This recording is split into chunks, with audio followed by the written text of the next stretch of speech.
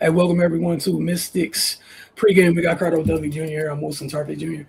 Just a quick reminder, head over to thefocustv.com. You can stay up to date with everything we have going on, especially if you're a Mystics fan. The latest episode of Mystics Outlook or Pregame. It's a 24/7 live feed that's currently up on our channels on Roku and Amazon Fire TV. That feed plays our most recent content along with the latest news and interviews, all available at thefocustv.com. But Cardell, this is the second game in a 5-game homestand for the Washington Mystics. The first of two matchups against the Wings, which concludes, so by Wednesday night, they will have concluded their 3-game season series with the Wings. Dallas comes into this game at 18-10. They're fourth in the West. They're coming off a 82-81 loss to the Atlanta Dream at home before traveling out east. And then Washington is coming off a 92-84 win over the Sun. That was their third consecutive win as they won 2 games leading into All-Star break. And then that game against Connecticut was their first game post-All-Star break. The Mystics are currently 15-12, good enough for third in the East. In their first matchup this season between Dallas and Washington, Dallas won that matchup kind of handily, 92-69, back on May 18th. So the Wings lead the season series heading into these final 2 games. One tonight, the other on Wednesday. Injury report. Neither team's an injury report, which is great. Both teams coming in healthy. So they get straight to it. No excuses for anybody. Cardell, what does Washington have to do tonight in order to even their series with the Wings at 1 game apiece? Be complete. Still kind of waiting on that complete game.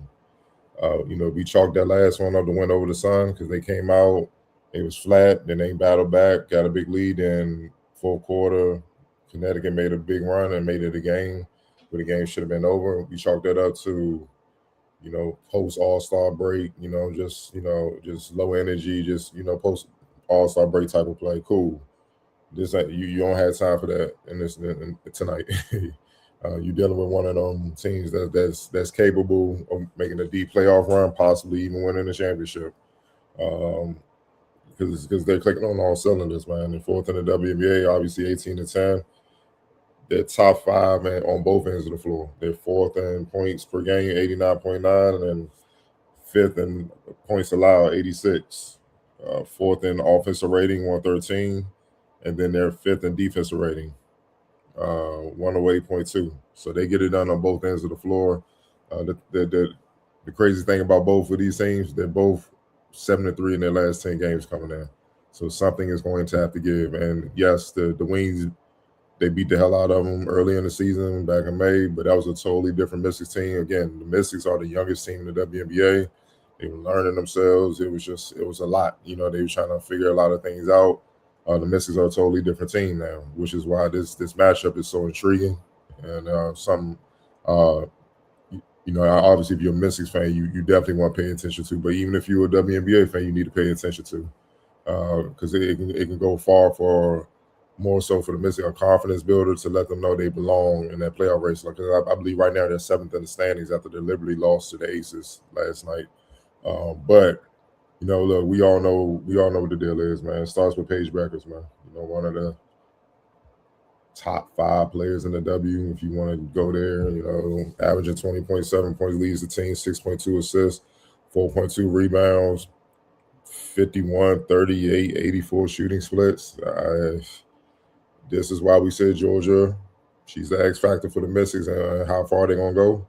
She got to get it done. She got to get it done on both ends. And I know Paige is looking at that like, I'm hungry, and she looking like something to eat, like she does everybody, but she's really looking like that. So Georgia got to make her work on defense, and she got to hold up when she's on defense. When she's on off, she got to hold up. She can't really have any bad lapses. And the most important thing is Paige is a good team defender. She'll get after. She's feisty. She's competitive. She's crafty, though. So she can force a lot of turnovers, even in deflections. She's very good at getting her hand on passes, especially dig downs and help sides and rotational type situations, man. So, Georgia more like, for instance, Georgia might be just trying to pass it to somebody curling out for 3, Sonya or Onyenwere or whatever.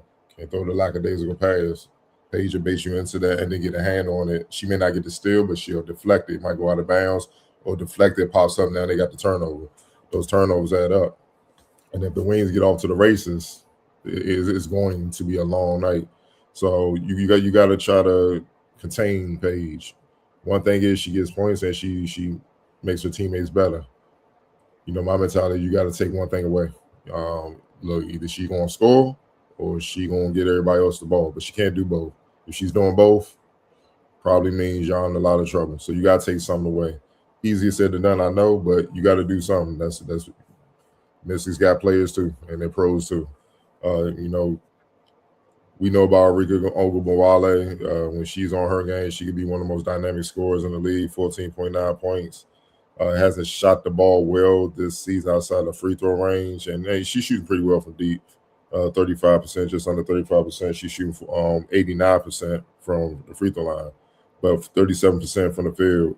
So her shot selection can be erratic, but from three, if she's spotting up, she can hit that. And when she's on attack to get to the basket, you got to be able to guard her without putting her on the free throw line because she's going to make the free throws, and that's how she will accumulate points and put fouls on the Mystics, and now the Mystics have to make adjustments. Also, Jessica Shepard, people sleep on her, 14.9 points, tied for a second with Ogunbowale. She's also leading the team in rebounds, 12.1, with 5.4 assists. I know Paige don't get the headlines. She's the one that's like they can really do a lot of damage to the Mystics if Kiki and Secure, Lauren when she gets in, Cassandra, even Onyewere might get on switches. Sonya too, if they don't hold up on her, because she impacts the game in so many ways on both ends of the floor. It's ridiculous. She's just a big wing, you know what I mean? And I don't think people understand. She's 6'4". She has the size of a center, but she's a wing. Like she shoots mid range. She posts up. She can curl off, but then she has good court awareness, good vision, good passing ability. I mean, when you average a 12.1 rebounds at any level, you're getting it done. That means she's an elite rebounder. So that's going to be a nice little battle right there because the Mystics are one of the top teams in rebounding. If I'm not mistaken, they are the best. Let me double check and get the facts right. Yeah, they're the best. They're first in rebounds per game, 37.1. First in defensive rebounds per game, 26.8. And second in offensive rebounds per game, 10.3. So, yeah, something's going to have to give. And I'm pretty sure on the wing side of things, their coaches putting emphasis with everybody on the team. Rebound. Because if the Mystics are rebounding, that's how they can overcome a lot of other flaws like inexperience. And if certain players don't have it going, they're going to punish you inside on the boards. And one thing about offensive rebounds and whatnot, it usually comes with extra fouls if you get enough of them. And you just got to make your free throws. So that goes without saying. But, yeah, she's a problem.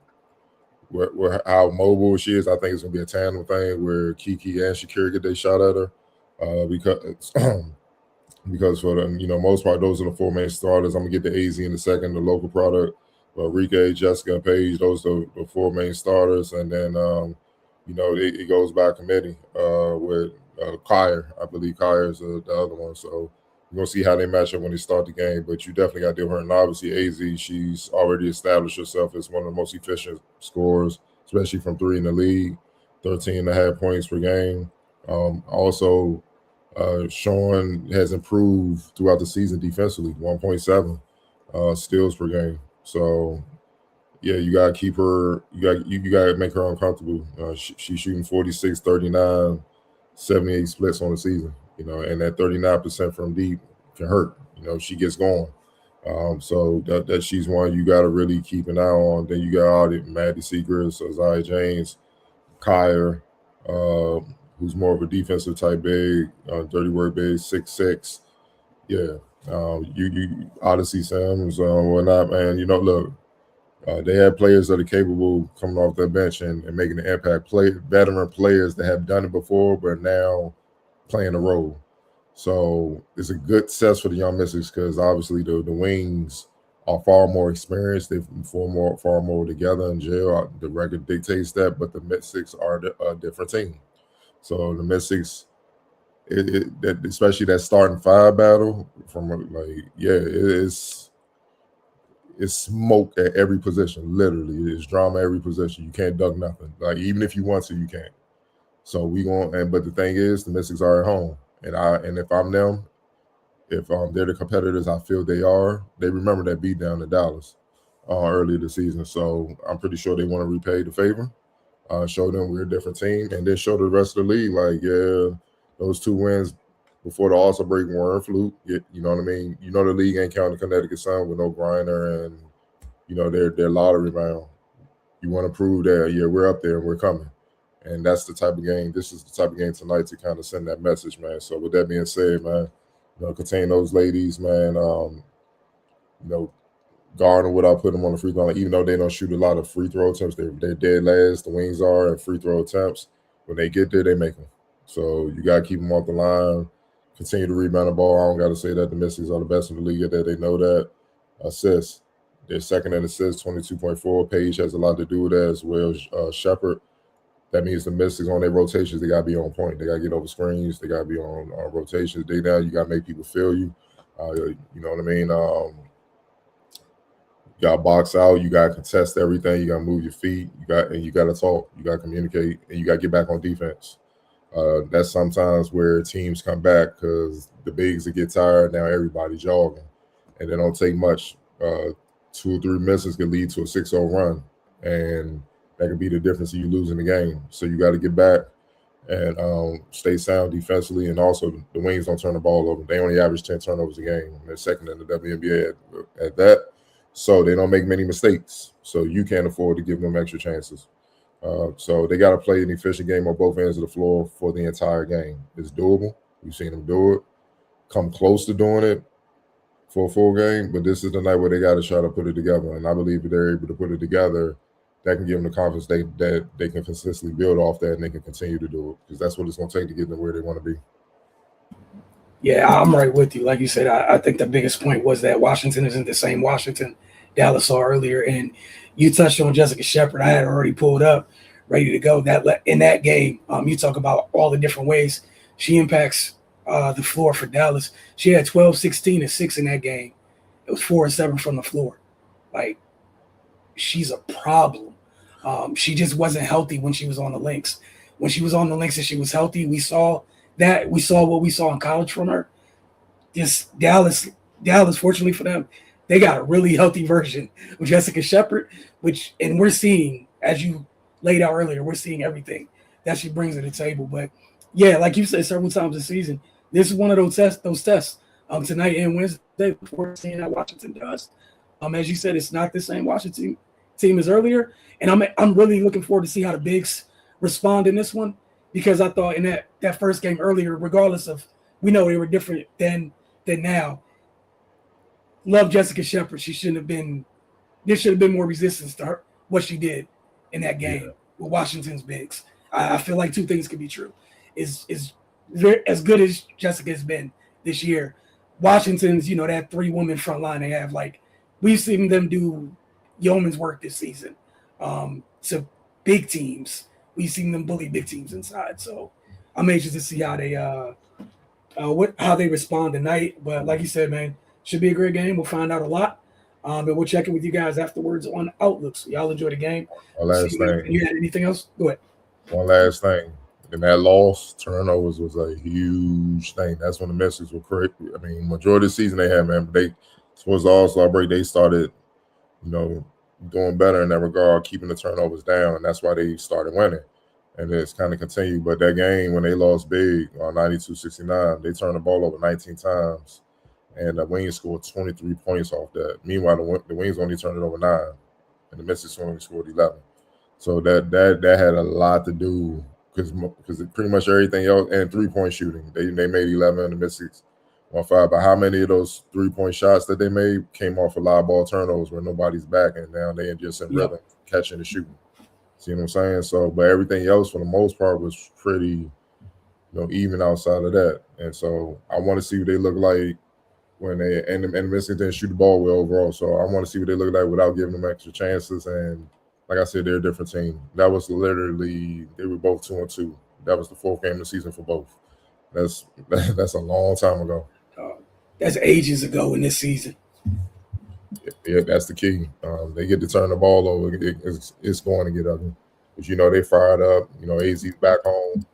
You know what it is, and, you know, personal ties. Shepherd, Notre Dame alone. Looking at Sonya like you the little sister. I'm gonna treat you like the little sister. You know, like maybe we be doing. You know, I mean, hey man. Her and Enrique, Notre Dame over there.